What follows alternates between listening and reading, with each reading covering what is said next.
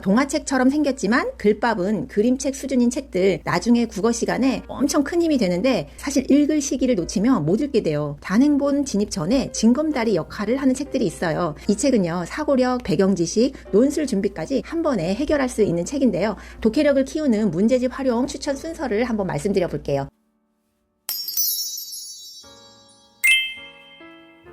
안녕하세요. 브런치 책류가 김은입니다.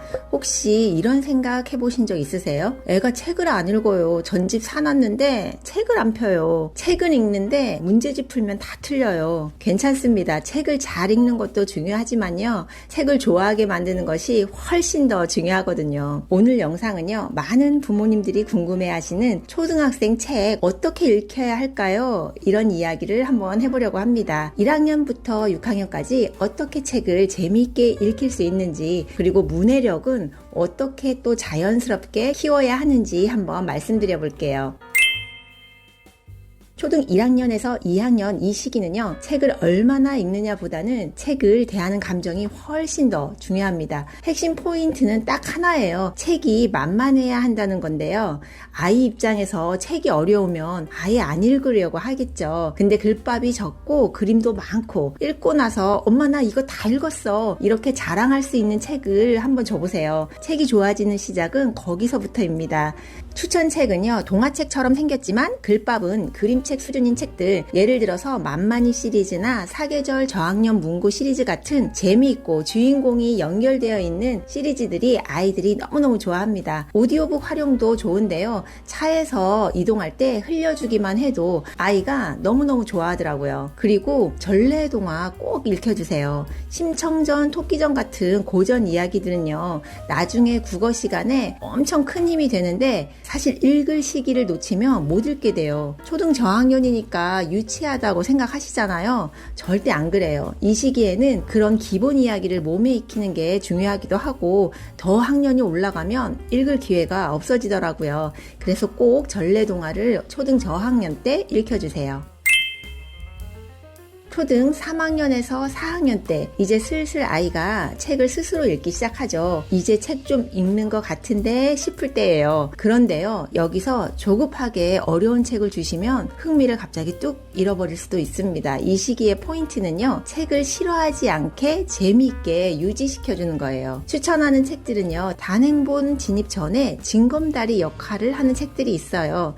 예를 들면 은하수 세계 명작이나 삼성 초등 세계 문학 같은 이런 책들이 징검다리 역할을 해주는 책들인데요. 아이가 좋아하는 책이 있으면 그 시리즈들을 쭉 찾아보는 것도 너무너무 좋아요. 그리고요, 이 방법 진짜 잘 먹히는 방법인데, 아이가 책을 읽을 때 엄마는 같은 책의 완역본을 읽는 거예요. 예를 들면 아이가 안내의 일기 그 축약본 초등 저학년용을 읽고 있다면 엄마는 옆에서 안내의 일기 완역본을 읽는 거죠. 아이 입장에서는 그게 너무너무 멋져 보이는 거예요. 엄마는 더 어려운 버전을 읽네? 나도 나중에 읽어보고 싶다. 자연스럽게 도전 욕구가 생겨요. 그런데 엄마가 또 할 일도 많은데 이것까지 해야 하나 싶잖아요. 그럼 적어도 그 책의 내용이라도 검색해서 알아두시고 아이가 읽고 나서 같이 얘기를 하는 시간을 한번 가져보세요. 아이도 훨씬 본인이 읽는 책에 관심을 갖게 됩니다.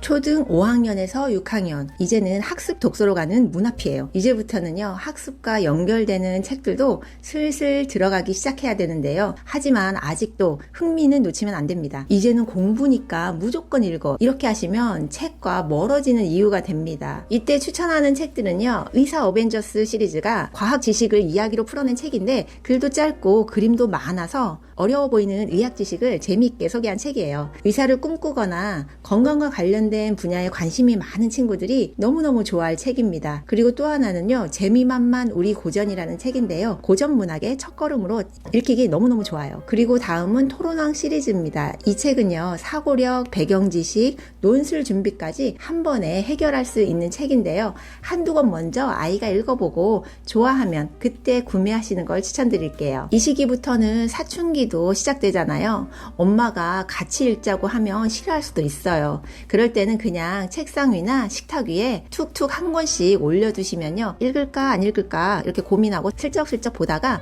나중에 펼쳐서 보는 순간이 꼭 오더라고요. 아이 책 어떻게 골라야 할지 모르겠다면 이렇게 한번 해보세요. 먼저 도서관 가시면 제목 먼저 훑어보시는 거예요. 아이가 좋아할 만한 표지나 제목을 고르시면 너무 좋고요. 그리고 글밥을 확인해 보시고 많으면 과감히 패스하세요. 그리고 아이가 재미있게 본 책은 시리즈로 확장을 해서 보시면 너무너무 좋습니다. 교보문고나 알라딘에서 아이가 좋아하는 책을 검색하신 다음에 관련 도서 목록을 쭉 찾아보시면 비슷한 책들이 쭉 나와요. 그럼 그 책을 골라서 주시면 아이들이 너무너무 좋아할 겁니다. 문해력 문제집 언제부터 해야 하나요? 이런 질문들을 많이 하시는데요. 정답은요. 아이가 스스로 문단을 읽고 요약할 수 있을 때, 그때부터입니다. 초등 저학년 때 너무 이른 독해 문제집은요. 오히려 책 읽기를 싫어하게 만들 수도 있어요. 독해력을 키우는 문제집 활용 추천 순서를 한번 말씀드려 볼게요. 초등 1, 2학년은요. 솔직히 문제집보다는 책을 읽고 두세 줄씩 독서록 쓰기 하는 편이 훨씬 좋아요. 제 영상 중에 독서록 쓰기 한번 참고해 보시면 도움이 되실 거예요. 초등 3학년 정도부터 하시면 좋은 문제집은요. 한 문장 정리의 힘인데요. 글의 중심 낱말을 찾거나 내용을 요약해서 훈련하는 교재라서 글이 말하고자 하는 바를 잘 이해할 수 있게 도와주는 교재입니다. 이후 초등 고학년에는 빠작 문제집으로 비문학 부분을 단계적으로 해보시면 좋을 것 같아요. 무조건 아이의 속도에 맞게 하루에 한 지문씩만 연습해도 충분하니까요. 너무 서두르지 않으셨으면 좋겠습니다. 책을 읽는 아이보다는요. 책을 좋아하는 아이가 더 멀리 오래 갑니다. 이 책 꼭 읽어야 돼. 이런 말보다 중요한 건요. 책을 통해서 즐거운 기억을 쌓아주는 거예요. 나중에 추억이 될 수 있도록 재미있게 책 읽기를 하시는 게 훨씬 좋습니다. 혹시 오늘 영상 들으시면서 나 너무 조급했나 싶으셨다면 그걸로도 이미 큰 변화가 시작되는 겁니다. 오늘도 브런치 책육아와 함께 해주셔서 너무 감사드리고요. 이 영상이 도움이 되셨다면 좋아요와 구독, 알림 설정 부탁드릴게요. 댓글로 궁금한 점 남겨주시면 도움드리도록 하겠습니다. 오늘도 아이와 책 한 권 읽기 하시고요. 우리 다음 브런치에 또 만나요.